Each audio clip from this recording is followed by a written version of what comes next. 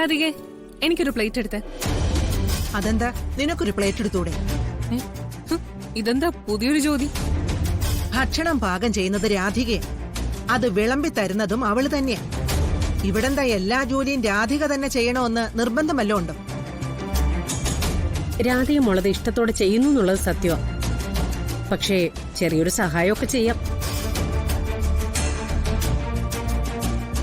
ഒരു കുടുംബത്തിലെ സ്ത്രീയാവുമ്പോ അവകാശങ്ങളെ അധികാരങ്ങളും ഒക്കെ പറയാനും പിടിച്ചു വാങ്ങാനും നിന്നാ പോരാ. ചിലതൊക്കെ നേരിട്ട് ചെയ്യുകയും വേണം. നാളെ മുതല് ഇതിനൊക്കെ ഇവിടെ ഒരു ചിട്ട കൊണ്ടുവരണം അമ്മേ. അല്ലാതെ രാധിക മോളെ ഇങ്ങനെ കഷ്ടപ്പെടുത്താൻ പറ്റില്ല.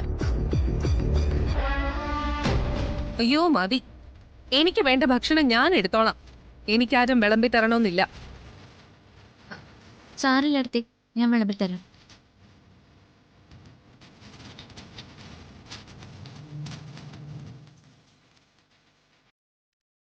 മതി.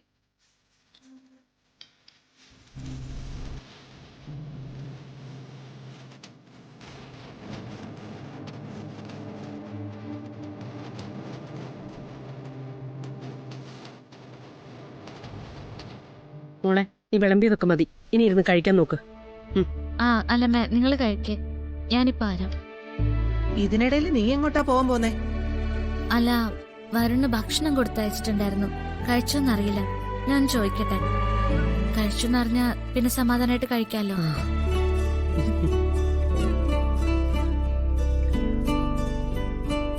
കണ്ടോ കൽപ്പനെ, എല്ലാ കാര്യത്തിനും രാധയ്ക്ക് പ്രത്യേകതയുണ്ടോന്ന് ചോദിച്ച് നീ തർക്കിക്കുമല്ലോ. അവൾ ഇന്ന് രാവിലെ നേരത്തെ എഴുന്നേറ്റ് ഓഫീസിൽ പോകുന്നതിന് മുമ്പ് ഭക്ഷണം മുഴുവൻ റെഡിയാക്കി വരുണിന് കൊടുത്തുവിട്ടു. അതവനെ കഴിച്ചോന്ന് അറിയാനുള്ള അവളുടെ താല്പര്യം കണ്ടോ? എപ്പോഴെങ്കിലും ഒരിക്കൽ സൂര്യയുടെ കാര്യത്തിൽ നിനക്ക് അങ്ങനെ തോന്നിയിട്ടുണ്ടോ? അതിനെ സ്നേഹം ആത്മാർത്ഥമായിരിക്കണം, അല്ലാതെ മറ്റുള്ളവരെ കാണിക്കാൻ വേണ്ടിയുള്ളതായിരിക്കരുത്. ഒന്ന് നിർത്തുന്നുണ്ടോ? എന്തെങ്കിലും കഴിക്കാനിരിക്കുമ്പോഴും ഈ ധർമ്മോപദേശം ഞാൻ കേൾക്കണോ? നിനക്ക് വേണമെങ്കിൽ മതി.